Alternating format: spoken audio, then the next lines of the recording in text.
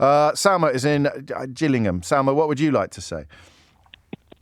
Hello, yes, I'm calling from the other side. I am a landlord. Again, similar to what Pablo's just said, I'm screaming at the radio, to be honest. Oh, no. In disagreement, yes. My husband keeps shutting me up, but anyway. That's not very nice. Yeah, well, I certainly won't shut you up, Salma. You fill your boots. Thank you. Lovely. All right. When you're saying not enough taxes are being paid by landlords, hold on a second. When I put down my deposit, I paid tax on my earned income. So I paid in exactly the same way that everyone is paying for their salaried income. So I paid tax already.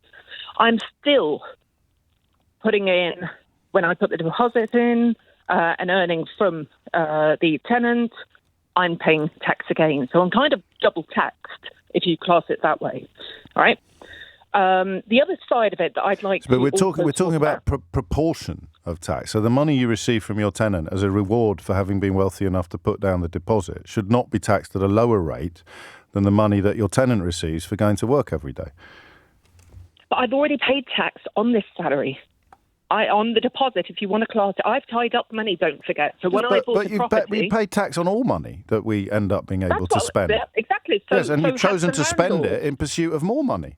Instead of in pursuit of food, or instead of in pursuit of a nice holiday or something like that, on which you would also pay tax. But you'd pay tax on that as well. So it's about percentages. It's about proportions. But I have deprived myself of going and buying a lovely car or going on holiday. Which is why no one's going to take your house off you. You're just going to have to pay the same proportion of your income on the money you make from it that your tenant pays on the money that she works hard for, while you just sit there and count the cash.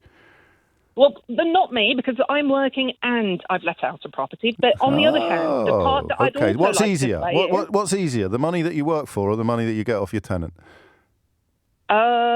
They're both just as hard. No, they're not. Salma, people are listening.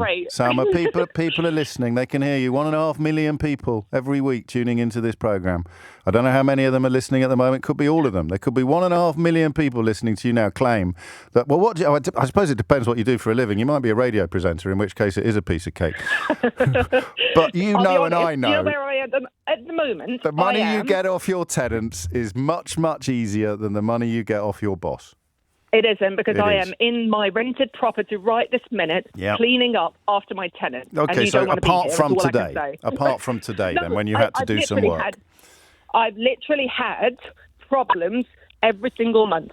Oh, the cooker's gone. Can you buy me a new one? Oh, this is not done. Oh, that's hard work, isn't it? So what did you do? Hang on, let me just do this. Hang on. Wait, I've spent my hard-earned cash. I'm just going on Amazon. But they pay for a cooker. I paid for a cooker. No, they pay rent in order to be able to live in a place that has a cooker in it.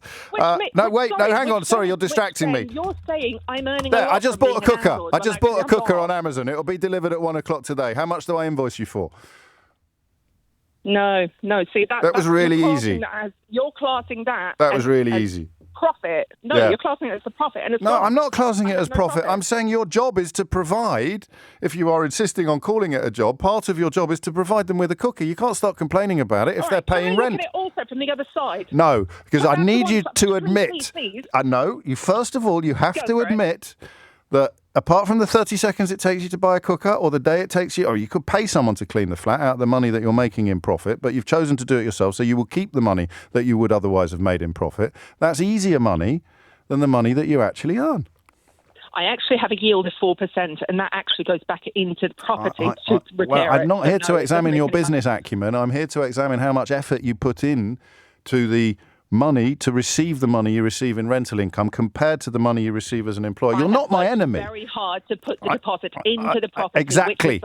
Exactly. You work very hard to earn the money to pay the deposit, but you don't work very hard at all to enjoy the benefits of the investment that you made with that money. So you've just told me by accident that you work much harder.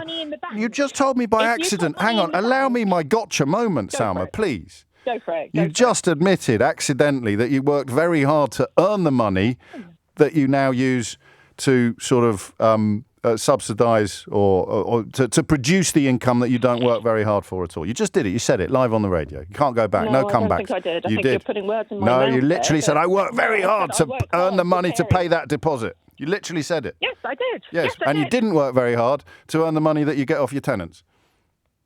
No, I've just said that I do because I'm repairing on a constant basis. No, well, then it's a I'm rubbish also property. cleaning. Then it's a rubbish. How can you be repairing on a brand new build, constant thank basis? you. You don't live in a house that needs repairing on a constant basis, do you? It's a brand new build. It's just so, your tenants that do. Well, then you made a mistake buying it. If you've bought a brand new build that needs repairing on a constant basis, that's your problem. That's a you problem. It's not a treasury problem or a tenant problem. I rented it out as a furnished property and she's breaking the furniture. So thank you. Anyway, I'd also like to take it from another side. Well, I'm not sure you can. I've run out of time, but I feel that I've badgered you a bit. So stop it. Stop interrupting me when I'm interrupting you. I'll give you a minute uninterrupted to make your other point. Okay. Landlords are actually solving a crisis. Look at it from the other side. Okay. They are solving a crisis because obviously no one is going to rent if they can afford to buy a property. So, for example, I don't want to use Pablo as an example, any tenant that comes in, whether they are new into the country, whether they're not earning enough, whether whatever, they cannot afford to buy a property. What is the alternative? The alternative is to rent, okay? Well, Yes. Thank you very much, private tenants, landlords. You've provided a property at market price. No one's going to pay for more than market price. 10 seconds. You've solved our problem. Thank you. So I want to say that thank you very much, landlords. You're doing a great job solving a crisis for people that cannot afford to buy their own property. And that's a minute. You brought it in bang on time. I would join you in thanking landlords for the great service they provide to this country, and I will increase the volume of my gratitude when they start paying the same proportion in tax on their income from being a landlord as their tenants pay on their toil, on their labour, on their blood, their sweat and their tears.